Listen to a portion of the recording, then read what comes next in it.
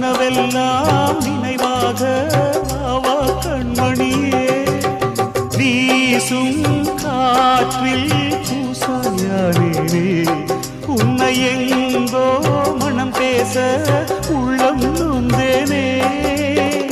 நாம் ஒன்று சேரும் திருநாளும் உருவாகும் ஜென்மங்கள் ஏழேழும் நாம் வாழ்வதை தடுத்திட முடியாது ஆவாயுடன்